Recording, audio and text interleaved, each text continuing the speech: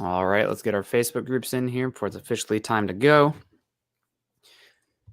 If it'll go. I'm still stuck on the thing. It says saving. Okay, there we go. Weird. That's still spinning wheel. There we go. 1 and 2. Welcome in, everybody. Welcome in. It is Monday morning, the second to last Monday before the NFL draft, and it's time for an episode of Broncos for Breakfast. I am Nick Kendell, and joined by, as always, Scott Kennedy. Scott, you made us late. No, that was me. I pushed us for the mock draft there. So sorry, folks. We're a little bit late. We were doing Falcons coverage. Now we're over here to hang out and talk a little bit of Broncos. But how are you? You said you did 600 miles of driving this weekend. Did I hear you right? Was that hyperbole? Yeah, and I actually missed some stuff. So we did soccer. We're in a league. We're in a Southeast league. So we had league games in Columbia on Saturday morning and in Greenville on Sunday morning, and then came back. And then my daughter had a couple of softball games. So it was about 600 miles and 4 games. And shoot, we missed baseball. So it was a busy weekend, but a good weekend. That's a lot. I did not do too much. Hung out with some friends Saturday and went to work about 10 hours yesterday. So it'll be nice at some point out here in Seattle, but looks like we are entering another year where it's going to go straight from winter to summer. Dominique Martin, morning Broncos family. I'm at work, but still wanted to check in. Well, thanks for that. Jesse Hilborn, good morning, everyone. Hope it's a great day for everyone in Broncos country. It's a Monday, but we're going to make it great. Kevin Gray, morning Broncos country. Nick and Scott, how's everybody's weekend? Mine was good. Good to hear that. Donald Willison Jr. saying, good morning. You're by far my favorite podcast. I'm Denver Broncos for life. Hashtag Craig Morton. Hashtag MHH for life. Well, thank you, Donald.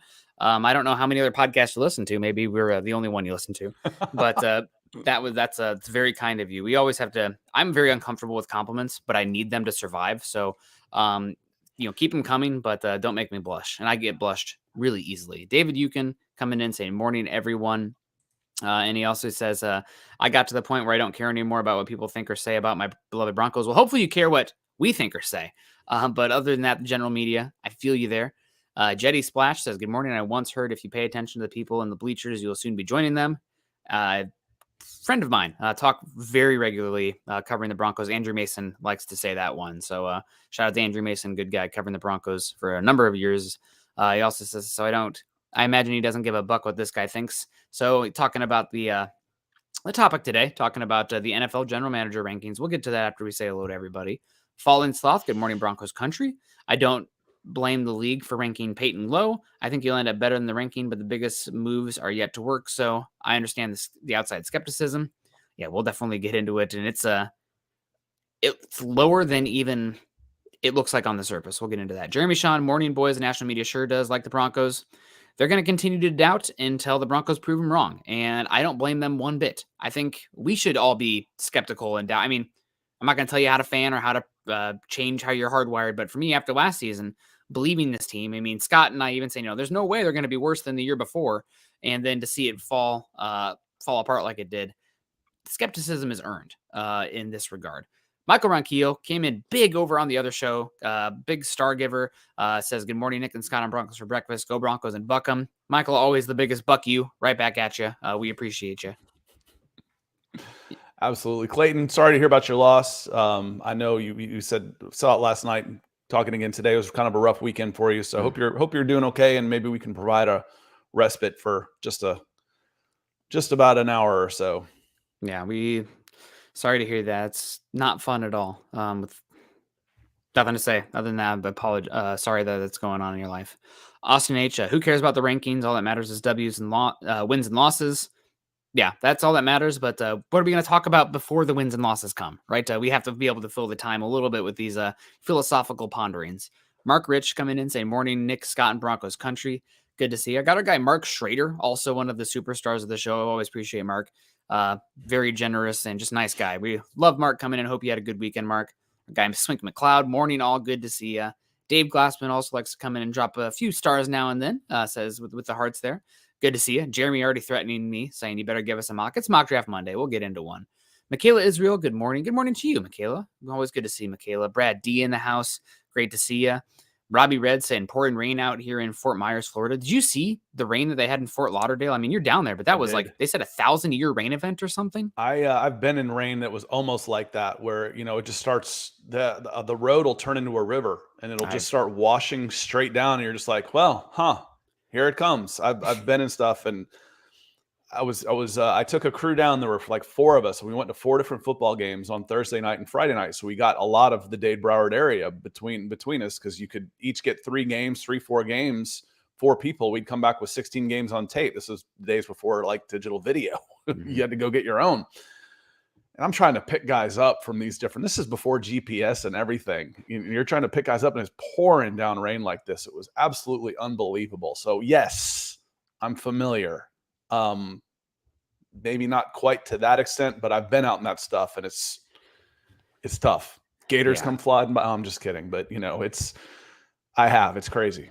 It is crazy. I worked at a boathouse the summer after college, just needed a job between grad school and whatnot, and I got stuck in a flash flood near the Mississippi River, and the water rose about 3 feet in 30 seconds. I thought I was going to meet my maker on that one. Honest to God, it was unbelievable.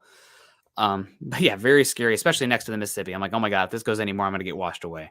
But I'm still here. I think at least unless this is heaven, and in which case God is cruel, because the Broncos have not been very good for this to be heaven. Michael Ronquillo, good morning. Not to be sacrilegious, just making a joke. I apologize. Michael Ronquillo. Oh, you already got Michael. Good to see you, Michael. DJ Capo says good morning. Greg Smith in the house. Good to see you. Good morning, Broncos for breakfast. Always appreciate you. Greg coming in. Rob Bucksbaum saying good morning, Nick and Scott. Mock draft today? 100% without a doubt. Clayton Huron said snowing in Wisconsin, and a few places got 15 inches. God, Mother Nature has been, she must be in menopause or something. She has been so moody this year. It's been unbelievable. Craig Smith already said aloha. Good to see you. And Chase Wallner also says, never been a morning person, but I look forward to you guys every time. Well, Chase, I am a morning person, but I got to say some days, especially, 6 a.m., having to make the stream before the shows as well. So I got to be up decently early.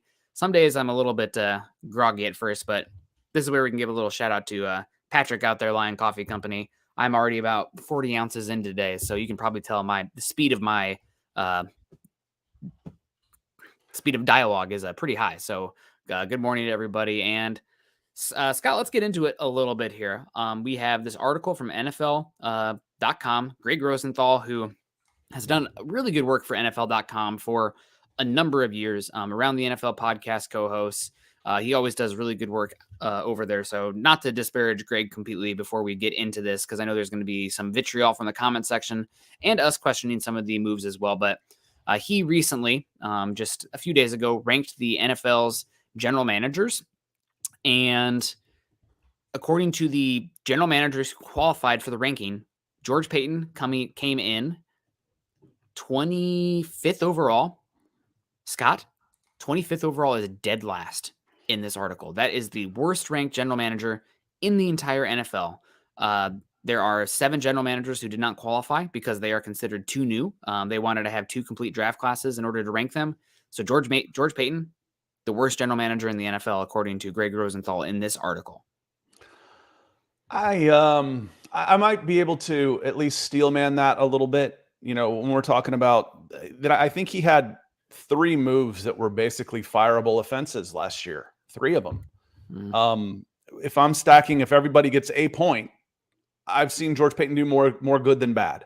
As far as the trades, the free agency signings, the draft, the contract restructures, all of that stuff, I think is added up where there's been more good than bad.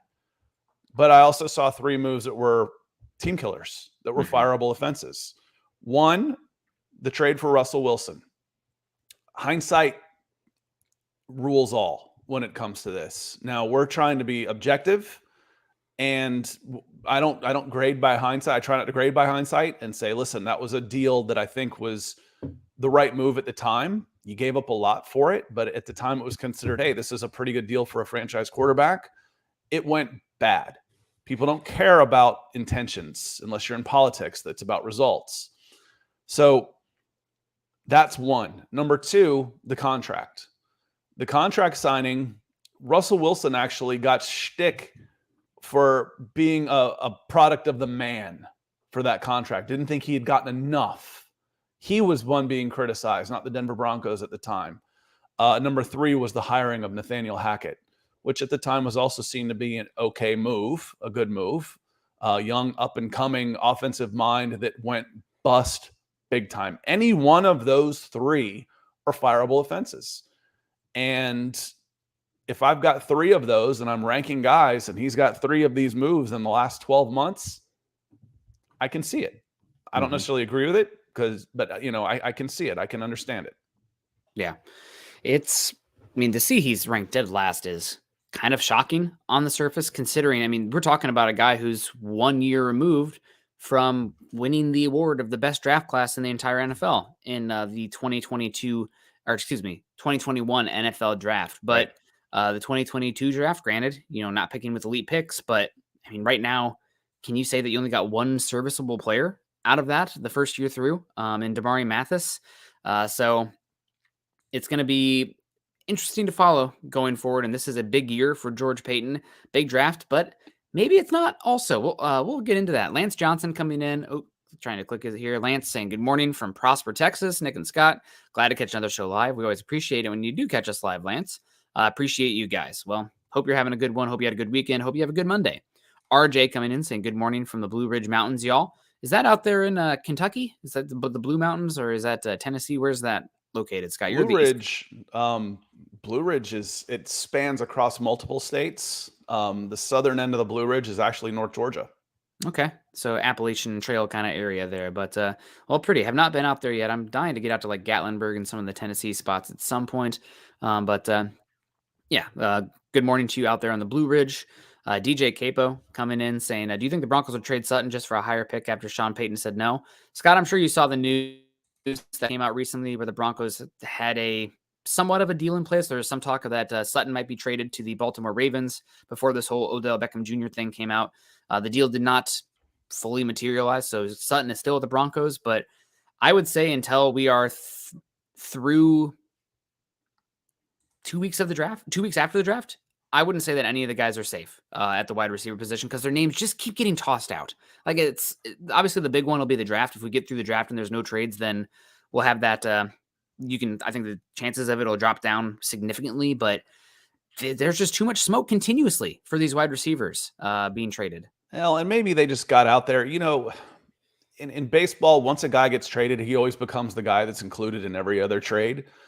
Once the news got out there that this was happening, it's just, we're starting to generate newsmakers. The media is becoming the news makers instead of the news reporters, and they're trying to generate interest in what's going on. So they're trying to put 2 and 2 together. What could happen? These are possibilities. That's part of it. I've said from the very get-go that the compensation being bantered around just doesn't make sense from a football perspective. It's got to be a culture perspective. Courtland Sutton for a 3rd-round pick while you're eating a huge dead cap hit this year makes zero football sense. Zero. So there's more to it than that, Nick. And there was a question yesterday, why would you trade a proven player like Sutton to get an unproven draft pick, especially a mid-round pick, 3rd or later? And I'll add on to that. Normally you would try and do that because it wouldn't just be a 3rd-round pick. It'd also be X amount of dollars in salary cap savings. I could get 3 good players back for that, but not in this case. I could get maybe some relief next year, but if you're moving Sutton, it's almost like you've already planned the reset for next year. You're tipping your hand on what you're doing for 2024, which is hitting the nuke button and starting all over. I do think it has also as much to do with trying to build this team a certain way and trying to get a pick in a certain range to get a specific type of player or a specific player. We've talked about it a few times on here. The running back position on this team is a big question mark going forward. If you are able to get, a mid-second round pick, are you in the Jahmyr Gibbs conversation? How would that change the complete dynamic of your offense? Center, also, it seems like the top 3 are going to go in the top 60 picks, and you're sitting there at 67, 68. Maybe if you are able to trade some of that perceived surplus at wide receiver, it's not that you don't value Sutton, but you're looking to build the team in a different sort of structure up top there. So I don't think it's totally about getting, Sutton also, by all accounts, great dude, hardworking, extremely well-spoken, intelligent, somebody that you love to have. Granted, he's been in a losing culture now for 5-6 years. But I don't think it's as much, trying to just get rid of Sutton to get rid of him. I think it's what pieces do we have where we can survive without them while still getting the assets that can help us build the team the way we want to. And I think Wide Yeah, receiver's the you still position. need to be able to move the ball downfield, though. Yeah. And getting rid of Sutton or Judy, and especially like I said, for a third round pick this year, next year I'm okay. It makes more sense for me next year because of the salary cap savings. But from a football point of view, again, it doesn't make a whole lot of sense to me from just what the player's capable of on the field, what the compensation is, and what you would get in return does not seem equitable. So I'm convinced there's more going on there than just, hey, we'd like to get a third round pick and no money back from Sutton. No, I don't get it. That does not compute for me. Yeah. I don't disagree, but there's so much about it that I'm trying to like contextualize it. Like, how would this make sense? Why does this keep happening? Because obviously, even though George Payton's ranked the worst general manager in the NFL, smart guy as well as Sean Payton. So just curious. Zach Powers, morning. Good morning to you. Peter Middleton's back in Cambodia after a great holiday. Well, glad you had a good holiday. Holiday in Cambodia is, I thought you were supposed to go to Cambodia for a holiday, right? Isn't that the song? He was over east, Hong in the Kong. far east, I believe. Yeah. Yep, out there in Hong Kong. Donald brings up a good point, too, talking about grading George Payton as the worst general manager in the NFL out of the qualified general managers, saying, what about the Gregory move? Year one, Randy Gregory contract? Not great. And it's not only the injury concerns there, but it's also the fighting on the sideline. I mean, he's always kind of been a little bit of a head case out there. It's one of the reasons he fell from Nebraska. Some what we'll call it maturity issues, and the fight on the sideline or on the field, actually, after the Rams game last season. I get it's a passionate game, but not a good look. So the Gregory move, I think, is another one. It's just so much further down the line from the clown show that was Nathaniel Hackett and everything surrounding Russell Wilson that it almost gets pushed aside, which is not good for George Payton when talking about him. Yeah, and for that one, it was basically a 2-year deal. Forget the $65 million or whatever people were saying. It was basically a 2-year 30, which was fairly low risk, high reward. Yeah. If you get the best out of, even if you get half of the best of Randy Gregory, and last year you only got a quarter of it, he's probably worth $10 million. Yeah. So it was a 2-year deal. It was fairly low risk. That one doesn't bother me as much, Donald. I always ask the question when you talk about contracts, who weren't you able to get because of this contract? Well, that's not the one that's holding you back. That wasn't the one that was holding you back. It will be the Russell Wilson one. And it not necessarily hasn't been yet because Russell Wilson's big cap hit hasn't even kicked in yet. When we start talking about restructures, everybody talks about restructures. It's just a fact of life. Well, we'll just restructure him. Well, one, the other player has to agree. The player has to agree with it. And two, you have to get something back. He's only got a $22 million cap hit this year. So Russell Wilson's contract is crippling moving forward, but you can take the hit in 2024 and then start fresh, start rebuilding in 2024, 2025. But again, if you're moving Sutton this year for a third rounder, it doesn't tell me you're trying to go out and win with Russell Wilson this year. It just doesn't. I typically agree with you on a lot of takes, Scott. I do think though that the way they structure the team, and where the target distribution is, and just where the contracts are set up right now. Now, are you getting great value for that considering the dead cap hit and everything? No, absolutely not. Would you be better if you want to move on from Sutton to have him play a good year in Denver and then ship him off potentially next year, where his value might be higher and the contract is much more movable? Yes. But I do think there is something to where they're leaning into the offense this season and the number of wide receivers you have, maybe resetting the contract, bringing in a third or fifth rounder there, and then leaning more into the tight ends and running backs in terms of the distribution of the targets and the personnel on the field. I agree with all your points, but I don't think it is necessarily we're punting on the offense this season. I just think it's how I'm leaning. Yeah. Like I'm willing to talk about. Again, there's culture fits in there. To me, it becomes more about Courtland Sutton, the person, than the value as the player. The value of the player, again, just pure fantasy football, general manager, game manager, taking the human aspect out of it does not make sense to me. Yeah. So there's more, and obviously there's more to it than that. There is. Yeah. There's more to it than that. We're playing Madden. We're dealing with people. Mm-hmm. And I'm firmly believe there's more to it than just, we think we're better off with a third round pick. Yeah. And again, you're getting out from under the contract for 2024, not for 2020. It helps it make it easier to move on from Russell Wilson because we just cleared $15 million of Cortland Sutton's money for 2024. That's what it's saying to me. Yeah. That's interesting too, because the 2024, you're taking a little bit of medicine now to make it the path easier in 2024. So that's a good point. Kayleon Green says, yo, back to you, Kayleon. Hope you're doing well. Ernie May is in the house saying, hello, Nick and Scott in Broncos country. Hope you're doing well. Donald with an interesting point here says, could you package Sutton in a third and move up into the second? I think so. I don't think he'd move up very far in the second with Sutton and let's say pick 60, 68, but you could probably get to, pick 55 out there with that. Is that worth it?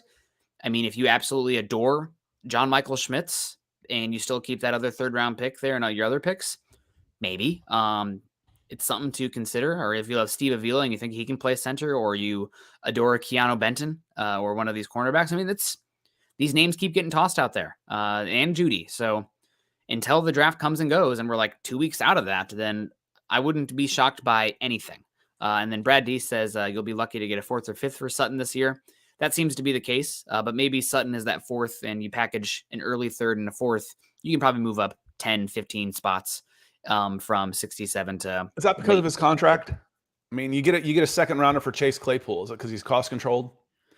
I think part of it is the contract and cost control. The other part with Sutton's value being lower is he did have that significant injury and he has not been the same. 2 years removed from and 1,700 yards receiving away from. Yes, but it still adds risk about the next one he has and the ability to come off of it. I mean, we're talking about it right now with we've been talking about it, but like Tajay Spears is years removed from that ACL injury. And from what I've heard, he's been flagged by a lot of teams and he might fall in the draft. And he's years removed from it, but the medicals have been like, wow, if he has another one, it's done. That kind of thing. So obviously teams would have to get their medical team to look at these guys and whatnot before any trade could pass. Also, the other thing is like you have DeAndre Hopkins out there and he's looking to get traded. And according to DeAndre Hopkins on Twitter, his own source says he's not looking for a new contract or a pay raise. He just wants out of Arizona. Arizona's going to be so freaking bad next year. But if Hopkins isn't finding value out there, I mean, maybe Sutton isn't either. It's shocking considering that there are like no good X receivers in the upcoming draft and like at all, especially in the top.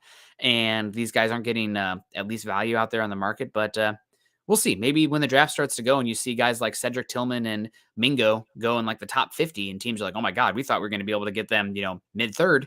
Maybe the conversation changes. But I can't for the life of me remember who took the Cardinals job.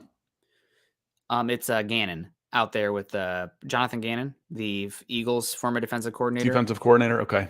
Yep. Yeah, it's going to be tough. I mean, it's going to be tough for 1 year, and then you're going to have Caleb Williams probably. But although we said that about Houston a year ago too, and now they're picking number 2. But Caleb Williams, Drake May are pretty damn impressive. So let's get into this conversation a little bit more because I don't want to put words in Gregg Rosenthal's mouth. He does rank George Payton 25th overall, and what does he have to say? A year ago at this time, I wrote, it's easy to imagine Payton debuting on the rankings portion of this piece fairly high up a year from now because Payton wouldn't have qualified yet. Then he says, then we watched Russell Wilson play in the Denver Broncos under Payton's handpicked coach, Nathaniel Hackett. And suddenly that draft haul the Broncos gave up for Wilson looks like an absolute killer. Payton's second draft also got off to a slow start after a great 2021 haul. But this ranking is about the Wilson trade and the Hackett hire. Sean Payton is essentially in charge now. So the question, obviously, we talked about Sean Payton being in charge now. How much can George Payton even rectify this going forward, and how much credit can he even possibly get going forward? I mean, the Broncos spent a lot of money and really kind of changed the perspective and how they're attacking the offense going forward with a lot of these contract signings. George Payton's not getting hardly any credit for that. It's all Sean Payton. Unless it goes bad, then you'll put it on the guy that's on the way out. Yeah. And you'll get credit, and that's part of the job, and you are well compensated for that being a possibility. He's making a ton of money, and he'll be able to get a job behind the scenes. Sorry, I'm getting text messages about the draft coming in. He's well compensated in order to have to put up with that. But no, it would kind of be up to Sean Payton to deflect credit. Now, George Payton's done a great job on this, and I think he would share the wealth, so to speak, if things get turned around. Yeah, I agree with you 100% on that. I am curious, though. Aki Dragon has a good point here, and that's something I was kind of hinting at in some of the comments as well for the Broncos, saying I wouldn't be surprised if Payton is let go after the draft. I mean, we talked about this before, and everything has seemed, Yeah, kind of let's hunky-dory. roll it back to January. You asked me, is Yeah. Peyton here next year? And you said? No. Yeah. I said no. I said that George Payton would not be a member of the Denver Broncos come August 1st. Right now, I think yes. I think that they seem to be getting along well enough, and they're just reading some body language and stuff. But they're professionals, and they're being professional, Sean Payton and George Payton. But there's going to be some hurt feelings behind the scenes. There's going to be a little professional, again, talking about I made these moves or I don't get the chance to make these moves, and the credit and the blame, where you don't feel appreciated. And we talk about this with players all the time. It's not about the money. Some of these guys make more money than we'll ever think about seeing over the course of our lifetime. Like, look at Lamar Jackson. It's like he's turning down $35 million. Really? I'm going to work my whole life. I won't scratch the surface of that much money. Yeah, but that's a different world that they live in. And they live in a world where they're judged by how much they're making. And I'm looking amongst my peers in my social group, and he got this contract and they want to give me half of what he got. That's disrespectful. So the working dynamic of having to take a step back is tough. It's tough. And he's under contract, and we'll see how it works out. But my initial reaction was no. If someone like George Payton, or if Sean Payton comes in, if Jim Harbaugh comes in, then we will not see George Payton as the general manager for this team come after the draft, come August 1st, going into the next season. I like what I've seen from the two of them so far in order for me to be wrong on that. So right now I would say, yes, I think he still will be, at least for one more year, at least through this year. Yeah, I agree with you. You have the Jeff Ireland kind of hanging out in the background there. There's been some linkage between Sean Payton and Ireland, who was the director of college personnel, I believe, for the Saints. He might be pro personnel, but he's one to keep an eye on, keep your ear out for if the Broncos might make a move there. I think for now, I agree with you, though. Scott Payton will be back after this season, but if things go off the rail this upcoming year, Peyton and Russell Wilson might be gone, and it might be a quick, massive turnaround or overturn here in Denver. But right now, I would be surprised if Peyton is let go after the draft, just given the language and everything there.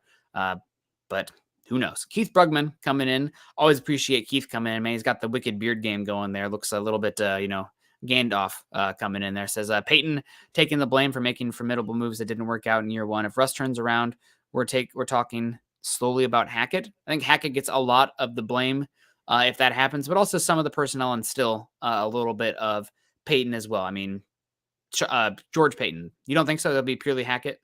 If Russ turns around, we're talking solely about Hackett and Sean Payton. Yeah. Okay. I guess. And who's going to get the credit for hiring Sean Payton? The Walton Penner Group, not George Payton. So George Payton is in a tough spot when it comes to the intangible benefits of your job, credit, blame, ego, all that type of stuff. He's in a tough spot right now. I guess for me, it's impossible, and I hate to say this, but it's impossible for me to see Russ turn it around to the extent that he is the, all-pro conversation, Hall of Fame path guy based on what we saw last year and his trends of play and where he's at. But if he does, we know who's going to get credit. It's going to be Sean Payton. It's going to be the other Payton. It's going to be Sean Payton. It's not going to be George for bringing in Sean and making these moves. It will be Sean Payton. Yeah. And probably rightfully so in that one too. But we'll be talking a lot about blaming Hackett. Payton will probably be pretty safe then, and the contract will be interesting to follow. I mean, it'll be really curious also to see if Sean Payton's language and the way he talks about Russell Wilson changes as well. But because right now he seems like he wants to keep as separated as possible, arm length away from being attached to Russell Wilson. But if things turn around, then for sure we're going to be talking about Hackett getting most of the blame. And it was an incompetent clown show out there last year. There's no doubt about that. And when I see Keith, it's Jim the Anvil Neidhart, by the way. So if you know, he was part of the Hart Foundation with Bret Hart, old WWF stuff. So he's I picture that big laugh from Keith with Jim the Anvil. Do a Google search on him if you don't know who that is. I never got that much into wrestling, I'll be honest, other than like actual like Olympic style wrestling, because if you're not at least paying attention to that, from Iowa, then you are kicked out. I believe at least. Bryce Parison coming in saying, "Good morning, gentlemen. Good morning to you, Bryce. Hope you're doing well." Sunny Days coming in saying, "Appreciate you guys and all the work you put in." Yeah, God, we have so many hours of just bad takes on here and hot air. So I appreciate that you guys tune in. We appreciate you guys appreciate us, and we also really appreciate Divine Breaks coming in. I don't recognize this name, but I see the 999, and that is fantastic. He comes in and says, "Why would he get fired after the draft? If that's an actual thing, why didn't they just get rid of him now?" You see it happen in the NFL from time to time, and a lot of reasons that this happens is that you don't want to have to completely replace your scouting personnel and your front office staff after 90% of the draft work has already been done. You don't want to start from square one when a lot of the groundwork, the player meetings, the connections are already there in place. But I can't think of the last example this has happened, but it happens fairly often in the NFL where you bring in a new head coach and they keep the general manager and the front office staff until after the draft. And then they, actually, we're going to part ways. It's mutual. Thank you for everything you've done. God bless. We're going to go a different direction. Yeah. After the draft, 99% of your team is complete. You'll have 90 guys close to them under contract. You'll have your 90 ready to go. So you're done. You finished that cycle. That's when you might make a move. And it would be, and Divine Breaks, appreciate you coming in with the super chat. I think it would be mutual, honestly. I don't think it would just be a fire. I think it would be mutual. George Payton professionally doesn't want to sit there. What were we just talking about as far as who would get the credit and the blame? If this team turns around, nobody's saying George Payton, except maybe Sean Payton, if he's magnanimous enough to do that. Everybody's talking Sean Payton. And who hired Sean Payton? It wasn't George Payton. George Payton hired that other guy. This was the Walton Penner Group that hired Sean Payton. This was Condoleezza Rice that hired Sean Payton. This wasn't George Payton. George Payton's just somebody we enjoy working with.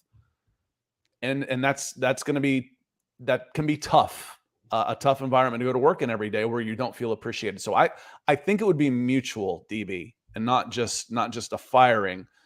He'd walk into another job as soon as he would want. He'd get a nice payout on his contract, and then he would walk into another job as soon as he was ready.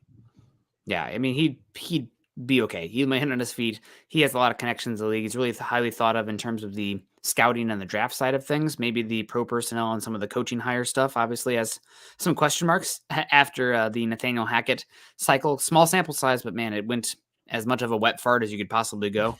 Unfortunately, you got to check your pants after that one. But at least you feel better. It wasn't even that good. Yeah, God, it was. Yeah, it felt good for a second, and then not so much after that. But Divine Break. Sorry, we're getting right into the toilet humor here. So Scott, your final thoughts here before we kick it on over to a mock draft Monday.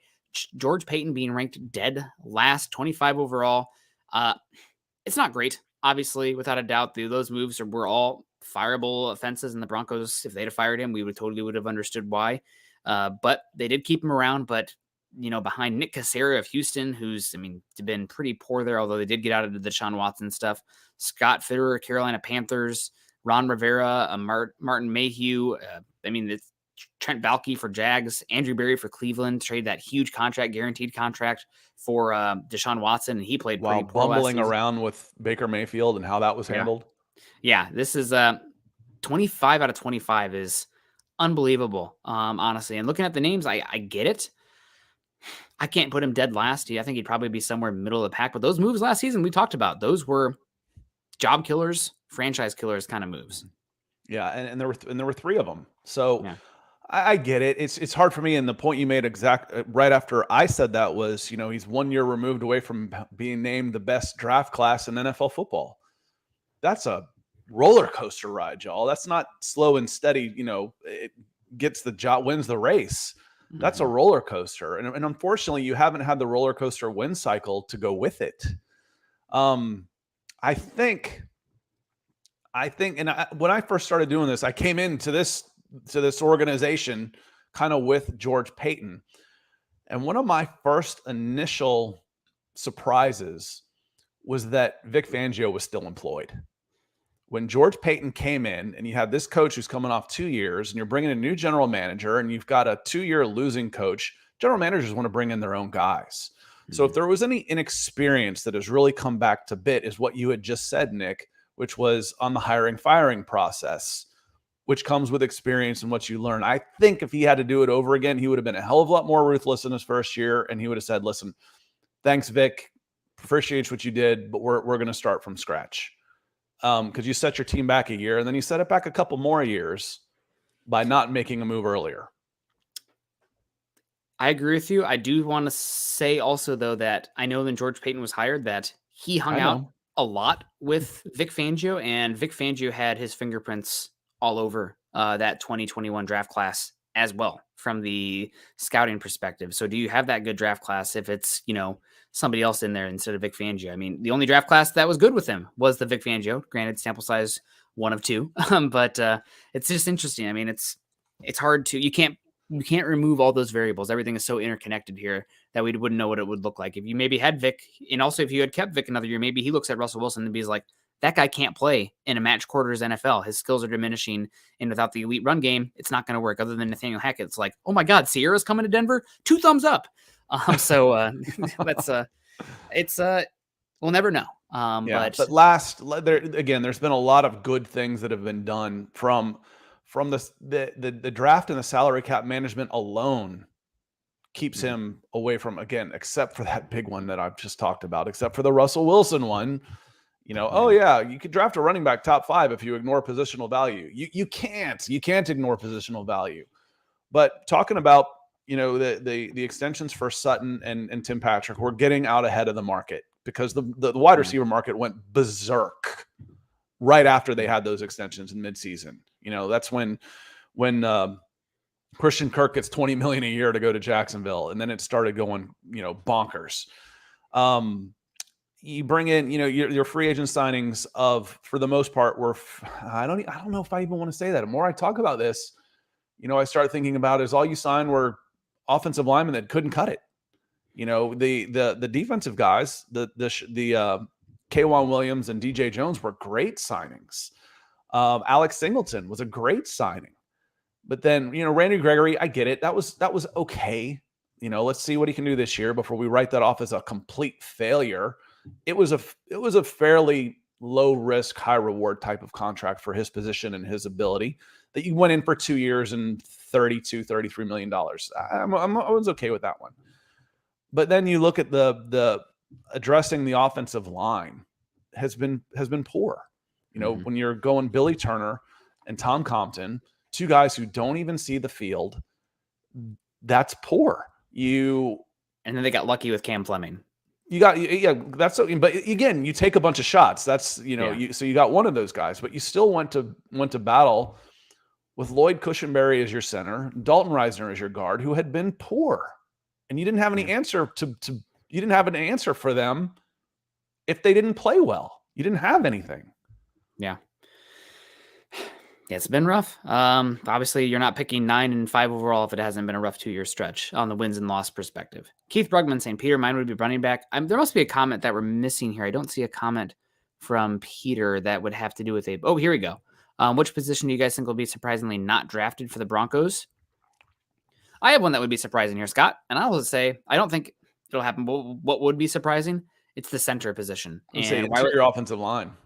I think they could end up taking a guard still. But I think that this is a very thin and lacking in talent center class that with only 5 picks, I know it's the position that we're all screaming about, but I can see the Broncos missing on every single center in this upcoming draft class and then going out and signing a Connor McGovern, who I believe is still out there, or maybe trying somebody else that they already have on the roster at center, or going one season with Lloyd Cushenberry out there. But I think center is one that, just given the draft class, could be one that you bypass. Give me Emil Ekiyor in the 4th or 5th and call him what you want. He's from Alabama. He played exclusively, for the most part, so not exclusively, but I only remember him playing center at the Senior Bowl and was very, very good. Combine, just a shade under 6'3", 315 pounds, 34-inch arms, and was really, really good at the NFL Combine. Give me Emil Ekiyor in the 4th and call him guard, call him center, call him what you want. But I'm just going to wrap those two together and say interior offensive line. I'll be really surprised if you don't come out of this with an interior offensive lineman. Would be pretty shocking. It would be nice if they could walk away with somebody who has some positional versatility there, especially where they're going to be picking, but who knows? And we're going to have to start to wrap it on up here, which means it's time for a mock draft Monday, Scott. Let's get into it here. Broncos only have 5 picks. No trades. We'll just kind of run it here and talk a lot about it, the different options. Obviously, given Sean Payton's history, would not be surprising at all to see the Broncos package player plus pick or picks together to move up into the second round somewhere to get a guy they're targeting. I don't know if it's if that's the best strategy long term, but definitely would not be shocking if the Broncos did that, depending on how the board falls. And we've talked about it on here a lot. Everybody has their pet positions. For me, mine would be interior defensive line. I absolutely adore. It's probably my favorite position on the team or in football in general, followed by edge rusher. But some people love linebackers. Some people love safety. Some people love interior offensive line, running back. Everything was on the table for the Broncos, considering where they pick, what they did in the draft, what they've done in free agency. So big holes in the roster right now from a starting perspective are center and running back. Big holes in the roster right now from a depth perspective are offensive tackle and boundary cornerback. But 67, 68, only 5 picks, just draft talent. Yeah, again, best prospect available. Just get good players and you'll be all right. I've got this queued up if you're ready to go. Oh, let's do it. All right, let's hit it. Enter draft. Goes real fast to get to pick 67. Yeah, this is this is an interesting board here for the Broncos. I'm not in love with the talent. There's your Jonathan Mingo look there. At Mingo going in the second now. The public board, he is flying up the boards, which doesn't completely surprise me. Luke Musgrave at 62, really good player. Where are your centers? Steve Avila goes at 49. Tippmann John Michael Schmitz at 48. There we go. Ade. Darnell Washington at 44 to the Falcons becomes real interesting. Monster tight end. Osiris Torrance, DeJuan Jones falls to 35. Will McDonald. So it seems like there should be a center in here. There's Luke Weipler. I'm going to be honest. I'm not a huge fan of Weipler. I think he's fine, but I am not a big time proponent of him. Honestly, if the board fell like this, I might be on the phone trying to get up to get Luke Musgrave, who fell to, what was it, 65 there or something like that. He's just I think 61, 62. 62. Also, Julius Brents, 64. 2 guys that I would be maybe interested in. It wouldn't take that much to move up those picks, but I think there's a drop off after that, unfortunately. And I am really not a fan of the top 4 listed here for where the Broncos are picking. Nope. It's just all nope so far. This is unfortunate where we're at right now. Probably have to lean into something here where and you got to pick 2. I know we have to take 2. I really am not a fan of almost any of these guys here. I know we took him last time, but I think that somebody who, from a value perspective, should not be here, and I think would be lower, or I think is going to go higher, is Cedric Tillman. I know we took him in our last mock draft, but I got to lean into the value of the board here. I think that Cedric Tillman is one of the best X receivers in this class. He is one of the few true X receivers in this class. He actually is surprisingly good at creating space off of his route stems. Let's see. So draft PFF has him ranked 89th overall. Dane Brugler, though, I think has him like 52nd overall. So it's a solid value there for the Broncos. 57th overall. I wouldn't be shocked at all with him. Actually, I'm having a hard time here, Scott. I'll ping it to you. So Cedric Tillman sticks out for me here. And I think Tillman is a better prospect than Mims. So I see there's some Mims talk as well. I like Tillman a little bit more. Highest rated guy on the board might end up being Tucker Kraft, the tight end, who I think there are 6 tight ends in this class, and then there is a drop off at the position. You got Darius Rush there as well. I also really like Jartavius Martin. We have not talked about him very much at all, but he played safety. He's played nickel. He's played boundary cornerback. He tested extremely well for Illinois as well. I don't think he's gotten enough credit. But Tucker Kraft really stands out for me here as a potential option for the Broncos. There's your Emil Ekiyor. We can kind of play the value game on that one. Wait until round 4, round 5. So according to Dane Brugler's board, the highest player that's left that I can see on this class, you have Tucker Kraft is ranked 51st overall on his board, and we're going to get him at 67, 68. You have Cedric Tillman at 57 overall. He would be a really interesting one. And then I think he has Darius Rush ranked pretty high as well. I like Rush a lot. But we can go with Rush with one of these guys. The other one, I'm going to leave it up to you. Would you rather have Tucker Kraft, one of the top 6 tight ends in this class, a really good inline player as well? Or would you rather have Tillman, probably one of the few true X receivers in this class, a really interesting prospect, especially if the Broncos are looking to move on from a big wide receiver. Broncos looking to get bigger and tougher on the offensive side of the ball. Tillman is a Michael How big Pittman. an upgrade is Tucker Kraft over Manhertz? He's a combination of Dulcich and Manhertz, where he's I'd probably go that way. I don't want to have to go Manhertz if I can help it. Yeah, Kraft I want him as reserve. If Tucker Kraft can come in and be a starter and Dulcich can be my big receiver, okay. Yeah. But again, if I'm taking Tillman, I'm getting rid of Sutton. So it's kind of a wash. I don't know how much better I get that way. I think you can find we might have some wide receiver options in the 4th and 5th that we're pretty interested in as well. So yeah, I think Kraft, there are 6 tight ends in this class that I think are awesome. And Kraft is one of the last ones. So I'd probably go Darius Rush here. Or I'd still probably go Weipler. If I like him at all, I'd probably take him. I need a center. I'm not a huge Weipler fan, especially for the scheme. I'd wait until I get Ekiyor and go with Darius Rush. I also probably really what I would do. I would gamble that I could get Ekiyor later. Yeah, I'm with you on this one. I think we go with Darius Rush here. I love Darius Rush. Love him.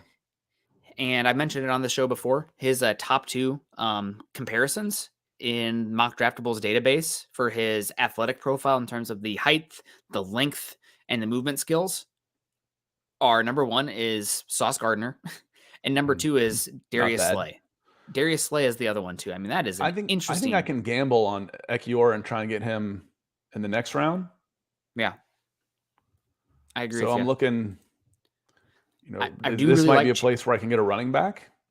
It could be. I do really want to give a shout out here to Chandler Zavala, the guard from North Carolina State. Has some great tape from there, playing next to who went number 4 overall last year?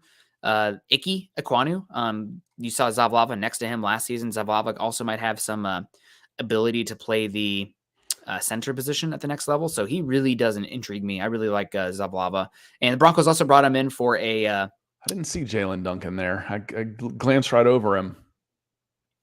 Yeah, he might be an option as well for the Broncos here. Let's go back to I think he was there when I picked. I'm not used to looking for him is the problem. Offensive tackle. Yeah, he's gone. Okay. We're on the board now. I really love the top 2 offensive tackles there on that board. Saldivari is one of my favorite. I've recently watched Nick Saldivari of Old Dominion, and he really intrigues me. I think he's got 5-position ability out there, and I think he could be a guard, a center, or a back reserve tackle for you year 1. So if you're looking for we've gone skill position, we've gone defensive backs. I think that getting Saldivari here might be a great pick. If you're looking for explosive wide receiver, Tyler Scott's probably my option here. Trey Palmer's still there too. I like Tyler Scott a little bit more than Trey Palmer. But this is one where we haven't talked about him very much. I think he was down at the Senior Bowl, Scott. I mean, I've got some video on him, I think. And if not, I'll have some by the end of the day. Well, he's somebody that I've listened to Brandon Thorne talk about him, said that he's like one of his favorite late day 2, early day 3 prospects. And he reminded me a little of Avila, where he was just steady. He wasn't burying guys. He wasn't doing anything. He was just doing his job. He was steady out there. Yeah, he is. All right, you got to pick. Let's do Nick Saldivari. We haven't done one yet like him yet. We haven't talked about him at all. He's actually got some mass to him, 320 pounds as well. I think. All right, I waited. I can now take him at 139. Going back-to-back trenches. I like it. Let's Emil Ekiyor is a good player from Alabama. He's ridiculously underrated here for me. Let's do it. I think we went 2 guys here. The Broncos have almost completely redefined their their offensive line in one offseason. If you were walking away with those guys, And I we would can use be. my cheat of Yaya Diaby is probably still available. I think he's been climbing a lot. He should be. He's gone Yeah, because he's he rated has been ahead of. climbing. Him and Mingo have been climbing. Duncan hopefully moves up some too. Yeah. And Brad D says Snornick. I don't know because we redid the offensive line. I don't know what he's talking about there. Don't give me a hard time, Brad. I'm going to cry. So the guy that I'm going to pound the table for here for the Broncos, and it's somebody that we took for the Falcons here. I think Bryce Ford Wheaton. The Broncos brought him in for a visit, I believe. I think, the top rated RAS athlete at wide receiver in this entire mock draft or in the entire draft class this year. He has a lot of drop issues, but he is massive. He has circus catches on tape, and he's somebody that you really lean into and like some value. So we went against the grain here. We've gotten to the point, Scott, where we know how this draft board is set up for PFF, and we're like, okay, where are going to be the discrepancies in how they view guys and how we view guys? Yeah, so they don't like Darius Rush. We do. They don't like Tucker Kraft. We do. Saldivari is solid. Big board rank 128 and 108. If I can get a tackle in that neighborhood, that's pretty good. They think this is really bad value. I disagree, considering what you've got. He can play guard. He can play center. Austin says no running back. Didn't quite get the running back we wanted to. We went trenches instead. So I could have maybe gone Kenny McIntosh or somebody like that. At 139, we're at 50 minutes. Jeremy wants us to go through another one. Let's do it and follow the board and see what it would like. Let's see if we can max the SAT scores here. Okay, let's just trust. We're gonna trust this. So we're the. We'll just go by what PFF would think would be an ideal draft for us. All right, let's do it. Let's do another. Jeremy, twist our arm, why don't you? It is mock draft Monday after all. So they think we need DL and corner. So looking at the board. Oh, Musgrave. I'm sorry. God, this is stupid. And we can't do it. We can't do it. I agree. Luke Musgrave's a beast. So now DL and corner. Garrett Williams would be their number one. So we'll go Garrett Williams. Ooh, yeah. We're going to try and do what they think we should do. I think they care more about the value than the needs. They just use that to influence what those teams pick in the generator. Well, then I would just pick Tanner McKee. I think let's go Thule. I think I like Thule, but I think he's more of a late round 3 kind of player. Personally, I think he's very stiff. He doesn't have good get off. I think he has a 10-yard split was not very good. There's Travius Hodges again. Tiny. We're on the board again. What about, we didn't go running back last time. What about Tank Bigsby? Runs extremely hard, ranked pretty highly here, was on a terrible Auburn offense infrastructure. I think he's going to be an interesting one. Let's go Chandler Zavala. He didn't get invited to the combine for some reason, but he tested really well. Had good pro day testing numbers. Interesting player. Did we pass on John Michael Schmitz? I didn't see him. No way he was there. If he was, then I apologize. We're trying to go quick. Okay, Scott's got to check. He was there. Okay, we would have gone John Michael Schmitz if we weren't trying to speed. If we weren't trying to speed rush this thing, we would have gone John Michael Schmitz. Well, I apologize for that, Jeremy. Broncos country would be rightfully upset about that. You could get big Jared Clark here. Sure. Jordan McFadden's a really interesting tackle here. Have we gone offensive line yet? Have we gone DL? That's what they think we need. And we haven't gone cornerback either. I thought we went corner. It's two mock drafts back to back makes it pretty hard. Too fast. I'm going to try and peg the board like I said we were going to do, and we're going to go with the defensive lineman. They're going to give us A's across the board. Look at that. I'd rather have our other draft. Yep. Although Luke Musgrave at 67 is amazing, I would be, doing jumping jacks. That's a solid draft. Thule's a good edge player. Tank's a good running back. I would have gone probably different directions in round 5 and 6, but that's not a bad draft class by any stretch. Yeah. Nick, the new worst GM because we passed on John Michael Schmitz. Well, that one I probably would take that back. I'm not a huge Thule guy. I think he's fine, but I don't think he's great. Getting him in the 3rd, I was getting stick for not taking him in the 2nd on earlier. So yeah, Would be interesting. And now Austin gave me a hard time. Austin, did you know I had a 2016 mock draft where the Broncos would have taken Chris Jones, Dak Prescott, and Justin Simmons? How great would have that? That was my final mock that year. God. Instead, we ended up with Paxton Lynch. God bless. But yeah, in hindsight, it would have been Musgrave and John Michael Schmitz, and that would have been talk about. I mean, God, the offense would have been so freaking fun if that was the final one there. That's what we pulled off this morning. This is what it's when it's more fun to have higher pick. Scott, you just got a little bit staticky on me, Scott. I don't know what's going on there when you pulled that up, but they have hit the graphics card or something. Yeah, I think that's what we did earlier today. It's more fun when you have higher picks. Yeah, without a doubt. Austin H. Paxton is the best quarterback of all time. XFL legend Paxton Lynch. But guys, that's gonna have to wrap it up. Musgrave and Schmitz would have been the way to go there for sure. God, yeah, that would have been. We panicked. We were out of time. Yeah. You see when that clock starts running, what do we do? It helps. Also, we've got our board. And it said we needed our defensive big board line on a whiteboard, and we'd be scratching out names, and we'd know.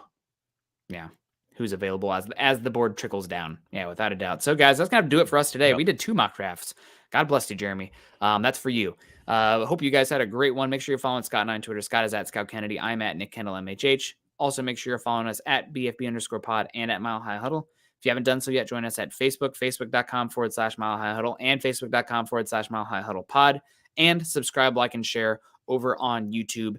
The draft is, 2 weeks away. We're almost there. This is the second to last mock draft Monday we'll have. Yeah, less than.